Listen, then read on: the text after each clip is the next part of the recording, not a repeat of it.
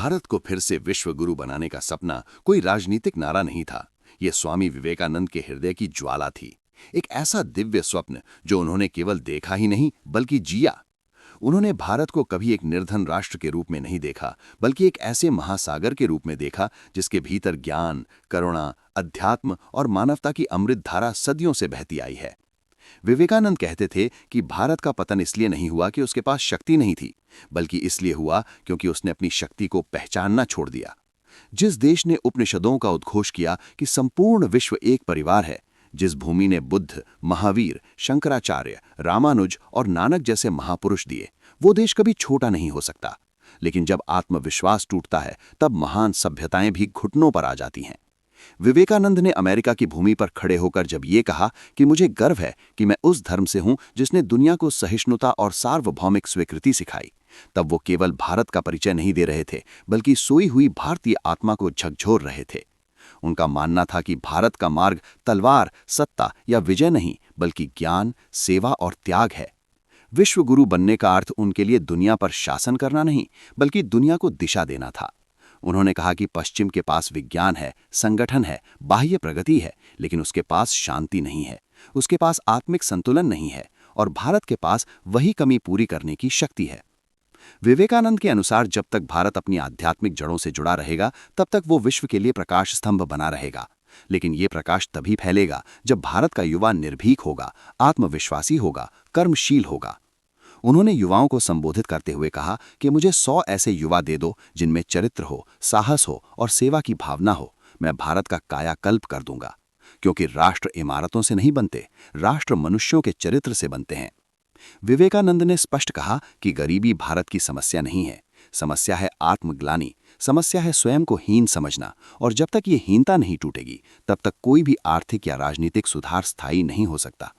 भारत को विश्वगुरु बनाने का पहला कदम आत्मबल की पुनर्स्थापना है। हर भारतीय के मन में ये भाव जागे कि मैं कमजोर नहीं हूं, मैं किसी से कम नहीं हूं। मेरे पूर्वजों ने जिस ज्ञान को जन्म दिया, वो आज भी विश्व का मार्गदर्शन कर सकता है। विवेकानंद कहते थे कि शिक्षा वही है जो मनुष्य को आत्मनिर्भर बनाए, निर्भीक बनाए और दूसरों के लिए जीना सिखाए। यदि भारत की शिक्षा प्रणाली चरित्र निर्माण पर केंद्रित हो जाए, तो कोई शक्ति भारत को पीछे नहीं रख सकती। वे चाहते थे कि भारत का किसान, मजदूर, छात्र, सन्यासी सब अपने भीतर सम्मान और गर्व का अनुभव करें, क्योंकि जब अंतिम व्यक्ति भी आत्मसम्मान से खड़ा होता है, तभी राष्ट्र सीधा खड़ा होता है। विवेकानंद का विश्वगुरु भारत किसी एक भाषा, जाति या पंथ का नहीं था, वो विविधता में एकता का जीवंत उदाहरण था। वे कहते थे कि भारत की आत्मा उसकी सहिष्णुता में है, उसकी करुणा में है, उसकी ये क्षमता कि वो विरोधी विचारों को भी स्थान देता है। यही गुण भारत को नेतृत्व देने योग्य बनाता है। उनके अनुसार भारत को नकल करने की आवश्यकता नहीं, उसे केवल अपने सत्य को पुनः जीवित करना है, सेवा को साधना बनाना है और अध्यात्म को जीवन से जोड़ना है। जब भारत अपने भीतर के स्वार्थ से ऊपर उठकर विश्व कल्याण की भावना से कार्य करेगा, तब विश्व स्वयं उसके चरणों में आएगा। विवेकानंद कहते थे कि उठो और जागो का अर्थ केवल व्यक्तिगत सफलता नहीं, बल्कि राष्ट्रीय जागरण है। जब हर भारतीय ये समझ ले कि मेरा जीवन केवल मेरे लिए नहीं, बल्कि समाज और मानवता के लिए है, तभी भारत का पुनर्जागरण होगा। और यही पुनर्जागरण भारत को फिर से विश्व गुरु बनाएगा, क्योंकि विश्व को आज भी शांति चाहिए, संतुलन चाहिए, करुणा चाहिए, और ये सब भारत की आत्मा में निहित है। और विवेकानंद का ये विश्वास किसी भावुक कल्पना पर आधारित नहीं था, बल्कि इतिहास, अनुभव और मानव स्वभाव की गहरी समझ से उपजा था। वे जानते थे कि जिस राष्ट्र की जड़ें आध्यात्म में होती हैं, वो कभी केवल भोग और उपभोग का दास नहीं बनता, वो विज्ञान को भी मानव कल्याण का साधन बनाता है।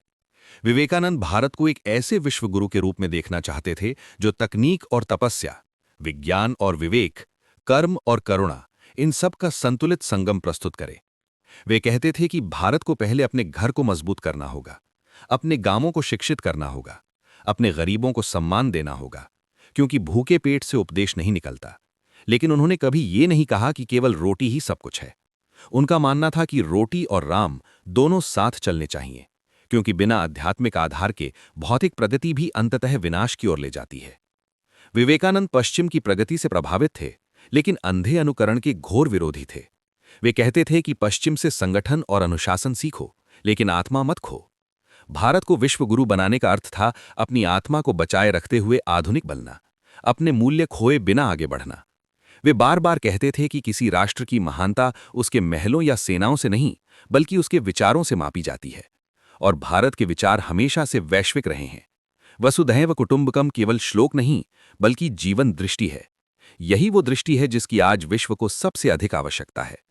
जब दुनिया युद्धों, प्रतिस्पर्धा और अहंकार से थक जाएगी, तब वो भारत की ओर देखेगी, क्योंकि भारत ने सदैव समाधान भीतर खोजा है, बाहर नहीं।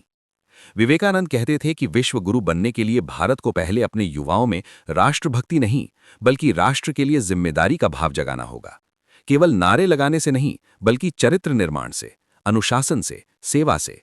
उन्होंने युवाओं को संन्यास का नहीं, बल्कि कर्म योग का संदेश दिया कि अपने कर्तव्य को ईश्वर मानकर करो, चाहे वो खेत में हल चलाना हो या प्रयोगशाला में शोध करना, क्योंकि हर कर्म जब निस्वार्थ होता है, तब वो राष्ट्र निर्माण बन जाता है।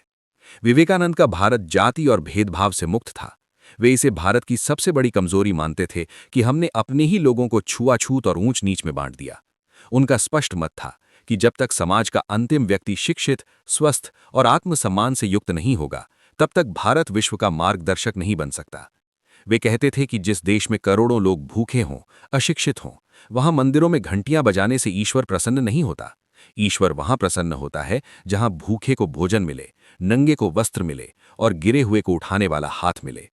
विवेकानंद के लिए सेवा ही सबसे बड़ा धर्म थी, और यही सेवा भारत को विश्व गुरु बनाएगी, क्योंकि सेवा में अहंकार नहीं होता, और अहंकार के बिना ही सच्चा नेतृत्व संभव है।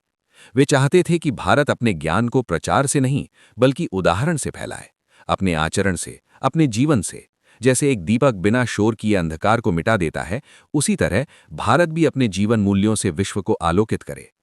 विवेकानंद कहते थे कि डर और गुलामी साथ साथ चलते हैं, इसलिए भारत को पहले भयमुक्त होना होगा। भय सत्ता का हो, समाज का हो, असफलता का हो या परंपरा का, क्योंकि भयग्रस्त मन कभी नवाचार नहीं कर सकता, कभी नेतृत्व नहीं कर सकता। भारत का पुनर्जागरण तभी होगा जब हर भारतीय ये कह सके कि मैं सत्य के साथ खड़ा हूं, चाहे पूरी दुनिया मेरे खिलाफ क्यों ना हो। यही साहस भारत को विश्व गुरु बनाएगा, क्योंकि दुनिया को उपदेश देने वाले बहुत हैं, लेकिन सत्य पर अड़िग रहने वाले बहुत कम। विवेकानंद का स्वप्न था कि भारत केवल उपदेशक नहीं, बल्कि पथ प्रदर्शक बने। वो पहले खुद जिए, फिर दूसरों को जीना सिखाए। वो पहले खुद बदले, फिर विश्व को बदलने की प्रेरणा दे। वे कहते थे कि आत्मा की स्वतंत्रता ही सबसे बड़ी स्वतंत्रता है, और जब तक भारत का हर नागरिक भीतर से स्वतंत्र नहीं होगा, तब तक बाहरी स्वतंत्रता अधूरी रहेगी। इसलिए भारत को विश्व गुरु बनाने की यात्रा भीतर से शुरू होती है, विचार से, चरित्र से, कर्म से। और यही यात्रा जब करोड़ों लोग एक साथ शुरू कर देते हैं, तब इतिहास बदल जाता है।